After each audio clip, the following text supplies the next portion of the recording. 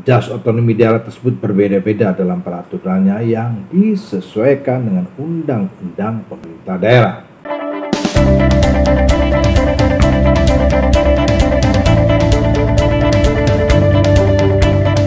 Assalamualaikum warahmatullahi wabarakatuh. Selamat berjumpa kembali dengan saya Imam Trikar Sohadi selaku dosen pengampu mata kuliah otonomi daerah. Sahabat mahasiswa dan mahasiswi Universitas Indonesia, materi perkuliahan kita kali ini yaitu tentang prinsip dan azas otonomi daerah. Jadi pelaksanaan otonomi daerah di Indonesia berdasarkan Undang-Undang Nomor 22 Tahun 1999 dan sesuai juga dengan perubahan-perubahannya dijalankan dengan dua prinsip utama, yaitu pertama adalah prinsip otonomi seluas-luasnya, dalam arti daerah diberikan kewenangan mengurus dan mengatur semua urusan pemerintah di luar yang menjadi urusan pemerintah pusat dengan partisipasi masyarakat dan potensi daerah. Yang kedua adalah prinsip pembagian kewenangan antara pusat dan daerah. Kewenangan daerah di luar 6 kewenangan pusat seperti politik luar negeri, pertahanan, keamanan, justisi, fiskal dan moneter, dan agama. Politik desentralisasi tersebut diterjemahkan melalui kebijakan-kebijakan otonomi daerah sejak tahun 1945 hingga saat ini. Indonesia setidaknya telah mempunyai lebih kurang 10 kebijakan legalitas desentralisasi, yaitu Undang-Undang Nomor 1 Tahun 1945, Undang-Undang Nomor 22 Tahun 1948, Undang-Undang Nomor 1 Tahun 1957, Peraturan Pemerintah Nomor 6 Tahun 1959 Junto Penetapan Presiden Nomor 5 Tahun 1960, kemudian Undang-Undang Nomor 18 Tahun 1965, Undang-Undang Nomor 5 Tahun 1974, Undang-Undang Nomor 22 Tahun 1999 dan Undang-Undang Nomor 32 Tahun 2004 dan Undang-Undang Nomor 23 Tahun 2014. Adapun ajas otonomi daerah, yaitu bahwa ajas otonomi daerah merupakan patron utama yang dijadikan dasar dalam melaksanakan otonomi daerah. Ajas otonomi daerah tersebut berbeda-beda dalam peraturannya yang disesuaikan dengan undang-undang pemerintah daerah. Menurut Undang-Undang Nomor 32 Tahun 2004 tentang pemerintahan daerah, pelaksanaan otonomi daerah dilaksanakan dengan 3 ajas, yaitu pertama, desentralisasi adalah penyerahan kewenangan pemerintah oleh pemerintah kepala daerah otonom untuk mengatur dan mengurus pemerintahan dalam sistem negara kesatuan Republik Indonesia. Yang kedua adalah dekonsentrasi, yaitu pelimpahan wewenang pemerintah oleh pemerintah kepada gubernur sebagai wakil pemerintah dan atau perangkat pusat di daerah. Yang ketiga adalah tugas perbantuan, yaitu penugasan dari pemerintah kepala daerah dan desa dan dari daerah ke desa untuk melaksanakan tugas tertentu yang disertai pembiayaan, sarana dan prasarana, serta sumber daya manusia dengan kewajiban melaporkan dan mempertanggungjawabkan pelaksanaannya kepada yang menugaskan. Pelaksanaan otonomi daerah di Indonesia secara legalitas mengacu kepada aturan kebijakan hukum. Pertanyaannya adalah mengapa ada otonomi khusus di dalam satu negara yang menganut paradigma politik administrasi negara yang desentralistik seperti Indonesia yang memberikan status otonomi khusus bagi Aceh, Papua, Jakarta dan status istimewa bagi Yogyakarta. Jawabannya adalah karena pemberian otonomi yang berbeda atas satu daerah atau wilayah dari beberapa daerah merupakan praktek penyelenggaraan pemerintahan yang cukup umum ditemui dalam pengalaman pengaturan politik di banyak negara. Pengalaman ini berlangsung baik di dalam bentuk negara kesatuan yang didesentralisasikan maupun dalam format pengaturan federatif. Dalam hasanah ilmu politik dan pemerintahan, pola pengaturan yang tidak sebanding ini disebut sebagai asymmetrical decentralization. asymmetrical devolution atau asymmetrical federalis, atau secara umum asymmetrical intergovernmental arrangement. Secara umum maksud dari asymmetrical decentralization ini adalah pelaksanaan desentralisasi yang tidak sama dengan yang seharusnya. Misalnya Indonesia sistem desentralisasi yang berdasarkan konstitusi negara Indonesia yang berhaluan kontinental. Tetapi ada beberapa daerah yang diberikan desentralisasi layaknya sistem federal seperti Aceh, Papua, dan Yogyakarta. Hal ini dipahami untuk memperkuat desentralisasi itu sendiri di dalam negara Indonesia yang mengalami permasalahan politik yang berbeda antara satu daerah dengan daerah lainnya. Atau dengan kata lain, sebagai sebuah solusi yang bijak untuk tetap mempertahankan eksistensi negara Indonesia dalam berbagai tuntutan dan fakta demokrasi yang berbeda. Selanjutnya saya akan terangkan tentang pelaksanaan otonomi khusus Aceh dan Papua.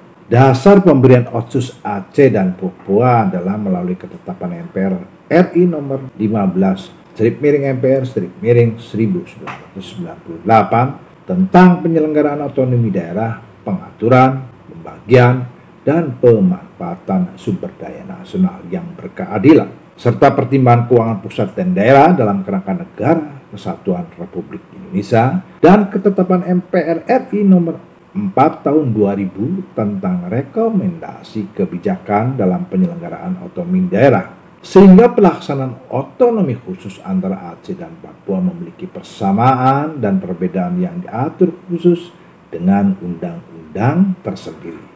Khususnya Aceh diatur dengan Undang-Undang Nomor 11 tahun 2006 tentang pemerintahan Aceh, Papua, dan Papua Barat juga diatur dengan undang-undang tersendiri. Demikian juga dengan daerah istimewa Yogyakarta dan daerah khusus ibu kota Jakarta. Perbedaan otonomi khusus Aceh dengan daerah lainnya yaitu lebih besarnya kewenangan pemerintah daerah di bidang pemerintahan dan pengelolaan sumber daya alam. Otonomi khusus Aceh mempunyai karakteristik yang berbeda, yaitu diatur dengan undang-undang tersendiri, yaitu Undang-Undang Nomor 11 tahun 2006 tentang pemerintahan Aceh. Karakteristik atau perbedaan tersebut diantaranya adalah: pertama, komposisi bagi hasil migas, mengacu kepada UU-PA di mana presentasi dana bagi hasil yang akan diterima Aceh lebih besar dibandingkan dengan provinsi lainnya. Untuk Aceh, komposisi bagi hasil adalah 70/30 dan 80/20 dengan persentase terbesar untuk Aceh dan terkecil untuk pemerintah pusat. Yang kedua adalah desentralisasi politik yang lebih luas. Di Provinsi Aceh dibenarkan adanya partai politik lokal, calon independen, dan persyaratan khusus uji baca Al-Quran bagi calon anggota legislatif dan kepala daerah. Yang ketiga adalah desentralisasi administrasi pemerintahan yang lebih luas, yaitu dengan diakuinya eksistensi pemerintah mukim dan gampong sebagai unit pemerintah dengan kearifan lokal dan menjadi bagian dari sistem pemerintahan daerah di Aceh. Kemudian yang keempat adalah pemberlakuan syariat Islam dengan kewenangan khusus yang diberikan kepada Provinsi Aceh untuk mengatur dan menjalankan syariat Islam, yang seharusnya kewenangan di bidang agama menjadi urusan pemerintah pusat. Tetapi khusus Aceh diberi kewenangan di bidang agama, khususnya agama Islam. Bahkan untuk kepentingan penegakan syariat Islam, diberikan kewenangan terbatas kepada Mahkamah Syariah Aceh sebagai lembaga peradilan syariat Islam yang hanya ada di Aceh. Yang kelima adalah diakuinya lembaga adat khusus atau lembaga Wali Nanggru sebagai simbol dan pemersatu adat Aceh. Lembaga ini bukan merupakan simbol kewenangan atau kedaulatan, tetapi sebagai pemersatu masyarakat dan budaya Aceh. Tentuan mengenai lembaga Wali Nanggru, Mahkamah Syariah Aceh, syariat Islam di Aceh, pemerintahan mukim dan gampong, serta pengelolaan keuangan daerah Aceh diatur tersendiri menurut Kanun Aceh.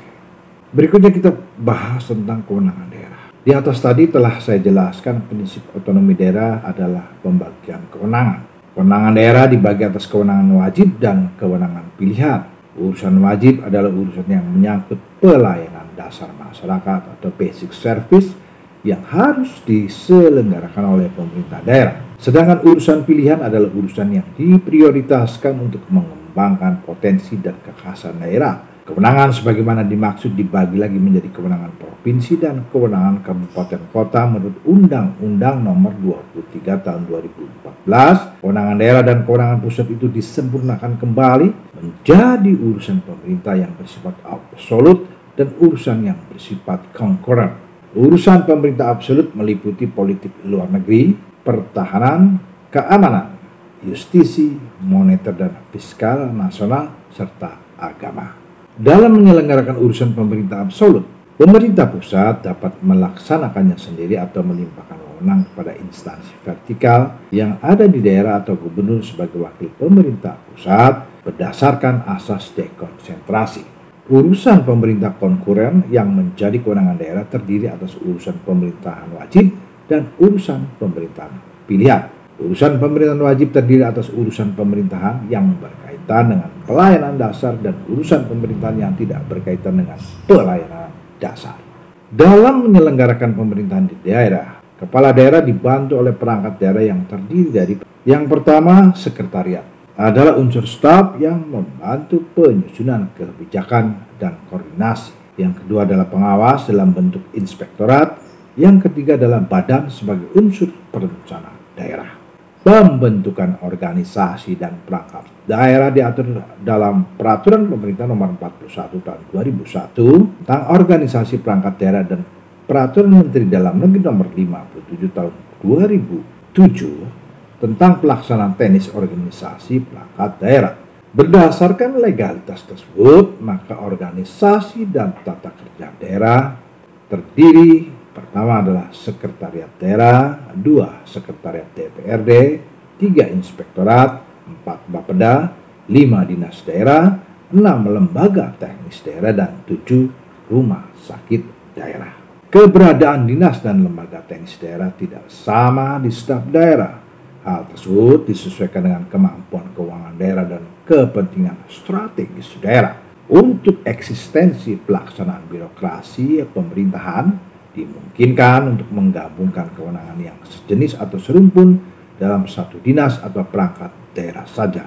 Misalnya Dinas Pendidikan, Pemuda dan Olahraga merupakan penggabungan dari pelaksanaan kewenangan di bidang pendidikan, pembinaan pemuda, dan keolahragaan. Urusan pertanian, peternakan, dan kehutanan dapat juga digabung menjadi satu dinas. Tetapi jika volume pekerjaan dirasakan besar, dapat juga dipisahkan, tetapi tetap harus mengacu kepada peraturan perundang-undangan dan kemampuan keuangan daerah. Karena pembentukan dinas baru akan berdampak pada peningkatan belanja tidak langsung daerah. Dinas atau disebut juga Satuan Kerja Perangkat Daerah atau lebih populer disebut SKPD juga sebagai penyelenggara fungsi dekonsentrasi dan tugas perbantuan. Kepala SKPD ditunjuk dan diangkat oleh kepala daerah berdasarkan pertimbangan Baperjakat atau Badan Pertimbangan Jabatan dan Kepangkatan Daerah. Khususnya untuk jabatan sekretariat daerah harus dengan pertimbangan atau persetujuan Menteri Dalam Negeri. Hal ini dikarenakan posisi sekda merupakan jabatan strategis di daerah yang berfungsi sebagai koordinator semua SKPD. Maka seorang sekda harus memiliki kecakapan yang lebih dari kepala SKPD lainnya. Di samping itu, sekda juga bisa mewakili kepala daerah jika berhalangan untuk kepentingan administratif dan teknis penyelenggaraan pemerintahan daerah. Demikian kuliah kita kali ini. Sampai ketemu lagi pekan depan. Wassalamualaikum warahmatullahi wabarakatuh.